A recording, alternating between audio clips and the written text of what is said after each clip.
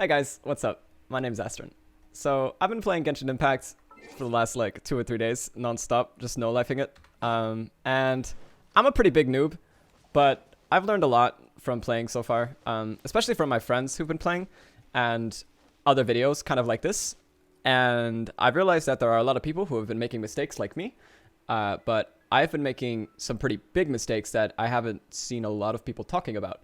So that's what I want to go into today. And by the way, just a quick heads up, this isn't going to be like a super heavily edited video or anything like that. It's not really my style, but the information's still going to be really, really good. So stick around.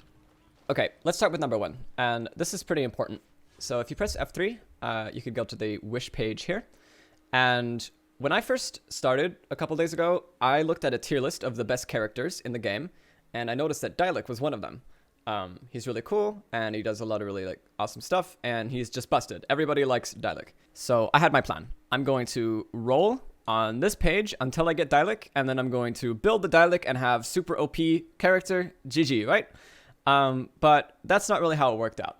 I ended up rolling a lot of times, and I got a lot of different characters other than Dialek, one of them being Fischl.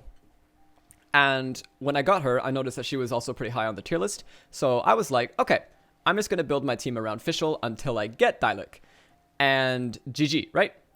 Well, this is where I made my mistake. Because if you actually go to this page here and you go to the details down at the bottom left, very important, you will see that the base probability of winning a 5-star item, or in other words, Dialek, is very low.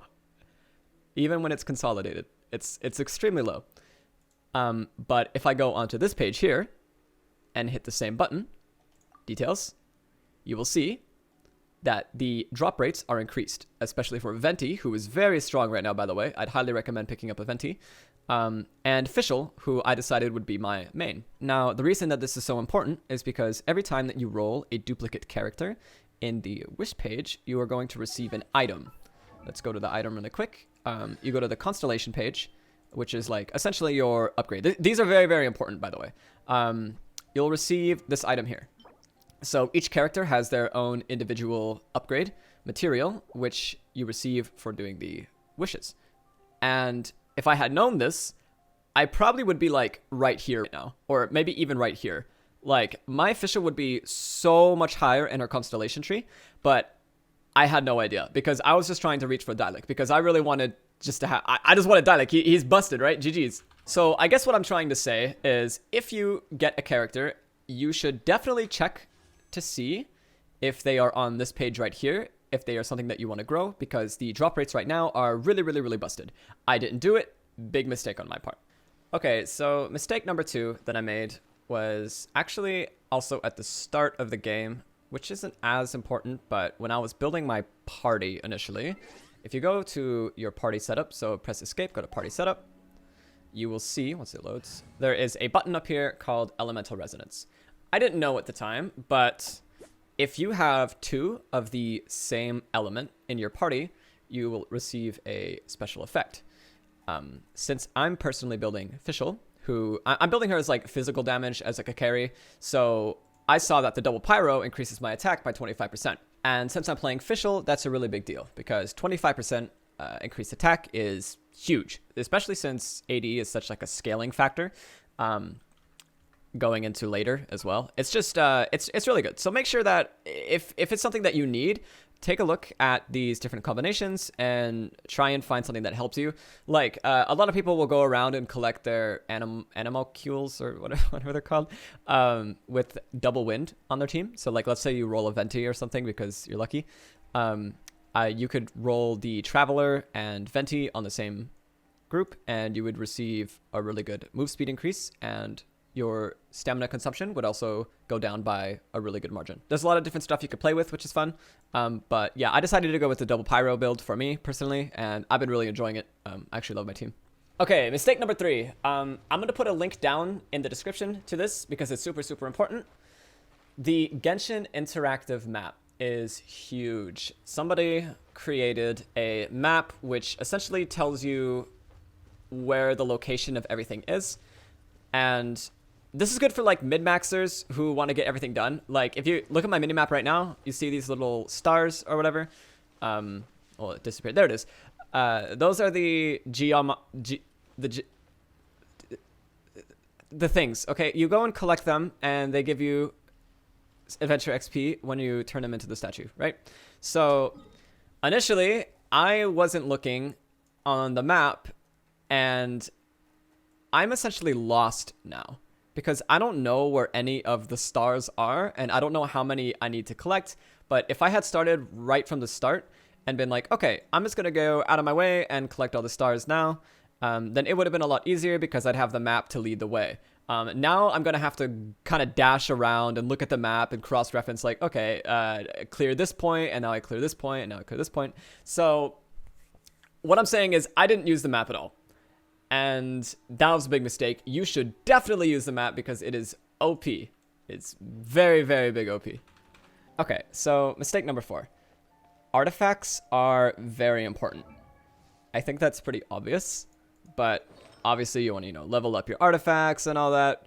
But my mistake with these was I wasn't prioritizing the correct stats on them.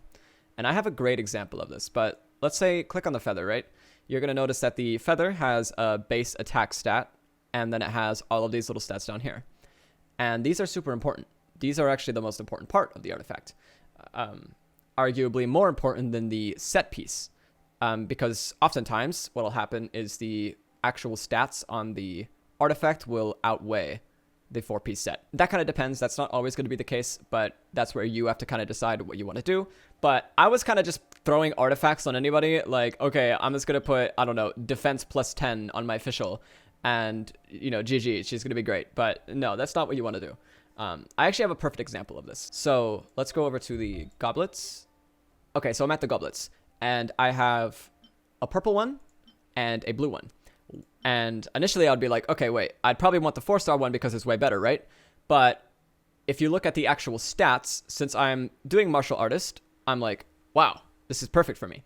But the blue one has 23% base attack, which is huge. And the purple one has hydro damage bonus, omega lol. Like, defense plus 5.8. Like, this is trash. I was so, hype when I got this. And then I looked at the stats and I got really sad. But yeah, the blue is way better. The blue isn't that great either, honestly. These stats aren't amazing, but they're better than the purple. So just pay attention to that. You don't want to accidentally kit out your character with, really, lemons, I guess. So, yeah. Okay, number 5. This is pretty quick, but also really important. So, all around the world, there are random NPCs that'll drop or have world quests. These world quests will usually award a pretty good amount of adventure experience. You usually can't see them on this map, but on the Genshin interactive map, it'll tell you the location of every single one. So definitely go around and pick these up because eventually you're going to come to a point like me where you are rank 27, I think right now, and you have a lot of experience to go and you do not have any quests to do, which is a big mistake. I'm actually slacking on this and I'm probably going to end this video, going to do a bunch of those, but yeah. Go around, pick up the quests, do them, and then while you're doing the quests, you also want to make sure to do all of the random events. Like over there, you see there's going to be a chest. Like let's say you're doing a quest, run over there, grab it, because adventure experience is super, super, super important.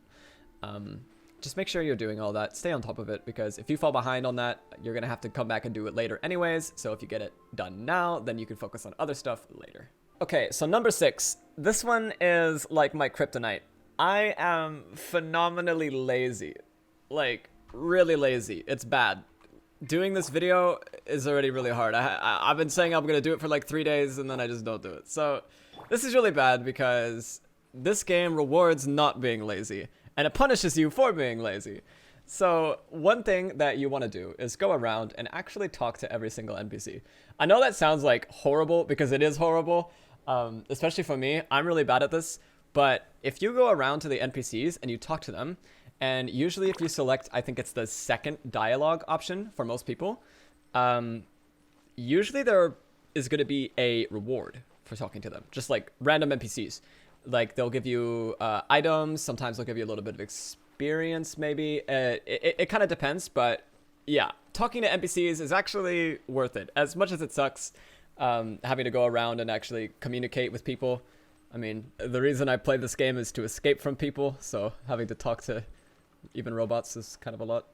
But yeah, on that note, while you're at it, just interact with literally everything. There's no reason not to, and most things will give you some kind of reward. Like, you see a weird balloon like that, click it, because usually there's going to be, like, incentive to do it.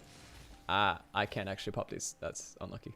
Okay, so I'm going to rapid fire these last ones off, but they're pretty important still. I talked to my friend and I was like, hey, I'm making this video of mistakes that I made. Do you have anything that you did or anyone that you know that did something really dumb? And he was like, yeah. Apparently, something that a lot of people are doing is spending their character experience things. It's like, so I don't know if they'll come up here, but let's say, here, let's click on Bennett, right? These things here. Shut up, Bennett. So you have these, right? And you actually want to stockpile a lot of these, especially the purple ones. Where'd that come from? Shut up. So this is going to tie into, so this is, shut. So this is going to tie into late game, but essentially you just want to focus on one character only, or two sometimes. But what my friend's friend was doing is he was leveling up every single character and using all of these. But these are pretty precious. So in my case, I know that I'm going to be ascending Fischl relatively soon in like 3 levels or so. So instead of spending all of them on Bennett, even though he's level 37, I'm going to wait to make sure that I have all of the necessary experience books before I actually continue, because my worst case scenario is, let's say Fischl is my main carry, right? If I don't have enough experience to level her all the way, that's a huge, huge mistake. Next, when you go around and you do everything in the world, like the chests and quests and all that, you're going to receive a certain type of currency. You can go to your inventory, and I think it's this tab right here. Yeah. If you go around in Mondstadt and do different activities, you're going to receive animal sigils. If you go around in Leeway or whatever, you're going to get geo sigils, right? So you're going to want to spend these. Don't stockpile these. You can go to the antique shops in the relative hubs. So this is going to be the Mondstadt main city and then the Leeway harbor. If you go to the antique shops there, you could spend these and you could get a lot of really good items. One of the items are the prototype epic weapons that you can spend at the blacksmith, and it will give you a really good weapon casing or whatever for your character. And lastly, I don't know if I recommend doing this. I don't think I would do this, but my friend did it. If you get to like level 10 and you do your initial free rolls, because you should receive a couple free rolls, and you do not get a character that you enjoy or you want, you could consider remaking the account. It should only take like an hour or 2 to get back to the point that where you were at. But what he did was he made a new account and he was like, okay, my rolls are really bad. If I don't get Dialect on the second account, I'll just go back on the first one. And he actually ended up rolling Dialect on his free roll, which is crazy, but he got it. GG for him. So if that's something that you want to do, you really want to min-max and be like, okay, I want the best absolute character. You can if you want. But I don't know. I wouldn't recommend it personally, but that is kind of something that's happening in the meta. So yeah. Okay, guys, obviously this is my first video. Thank you so much for watching. I really appreciate it. I'm not really good at making videos, but I hope that this information helped you. If it did, please feel free to drop a subscribe on the channel. I'm going to be making more Genshin content very soon. And if you liked the video and it helped you, please drop a like on it.